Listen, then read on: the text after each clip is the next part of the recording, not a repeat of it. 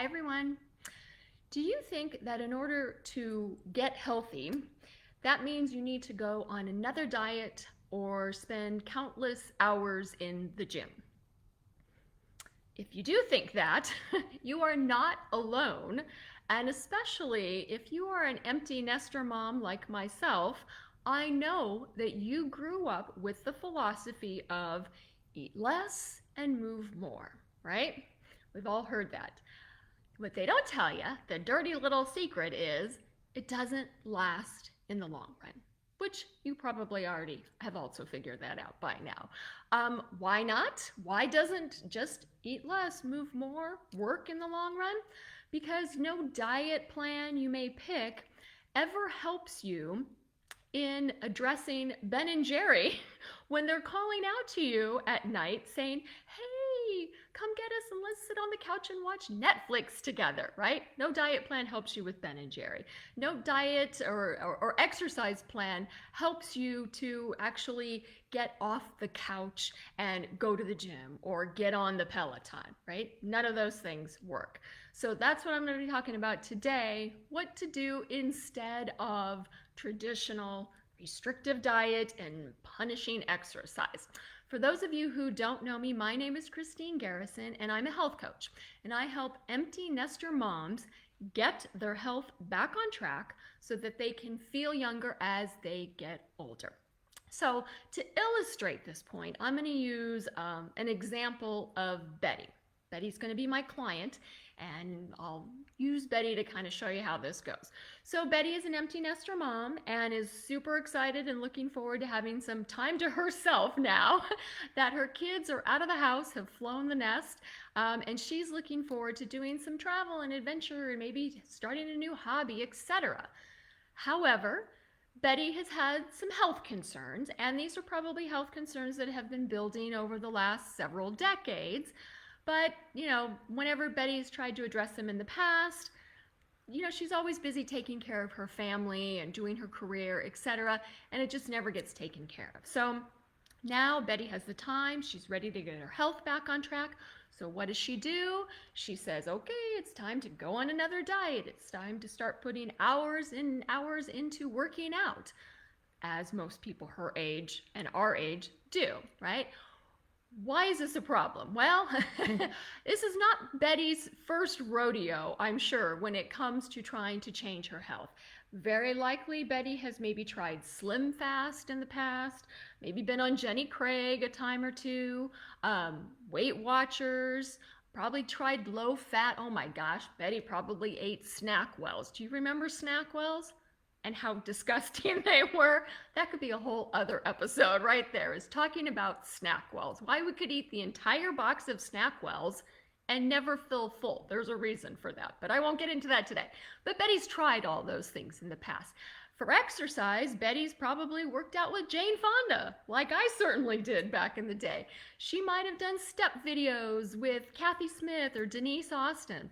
She spent hours on the Stairmaster, right? And Betty might have had some actual success with those things, temporarily. Why temporarily?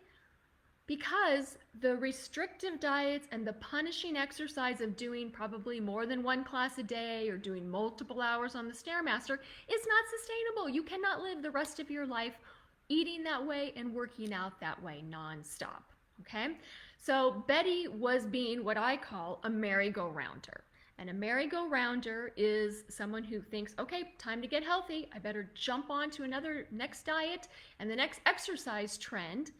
The problem with that is that what do merry-go-rounds do? They go all the way around and then they drop you off right back where you started from in the beginning. And that's exactly what restrictive diets and punishing exercise does for you also.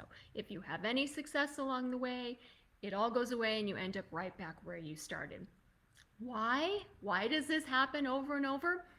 There's lots of reasons, but one of the main things, and to me the main important thing to focus on, is no matter what diet you're on, no matter what exercise routine you follow, if it does not address self-sabotage, it's never going to last long term. Whatever diet you're on, it could be low carb, keto, paleo, vegan, it doesn't matter. it doesn't necessarily shut up Ben and Jerry at night calling to you from the freezer. That's the problem.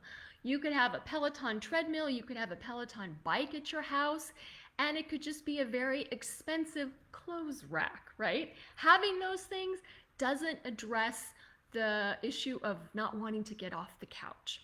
That's where the self-sabotage comes in. So what should Betty do instead?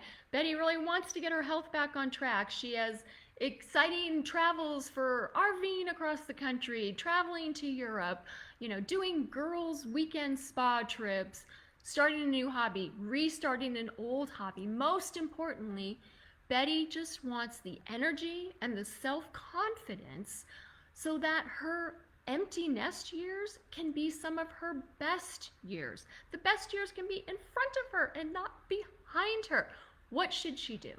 In my opinion, what Betty should do is become a small stepper. Now, what a small stepper does is learn to take simple and very small gradual steps in making some health changes that can then grow into big leaps and bounds. So for example, a small stepper, instead of throwing out all the food in her pantry and going keto, a small stepper might, I'm going to add one new veggie this week.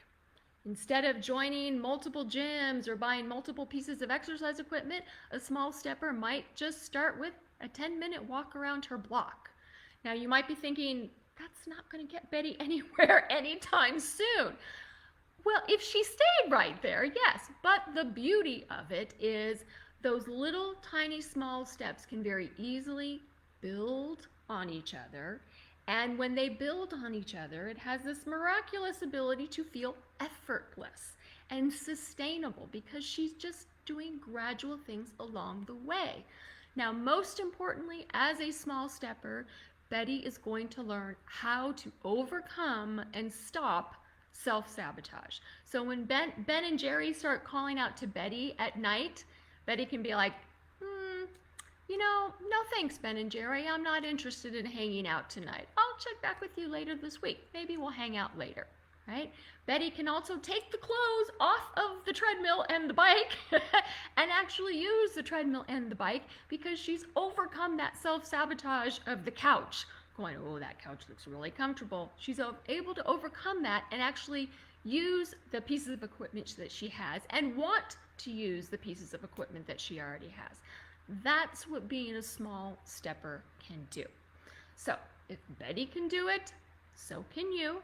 All you have to do is just take that very first small initial step and let it keep growing from there. Hope this was helpful. See everybody next time.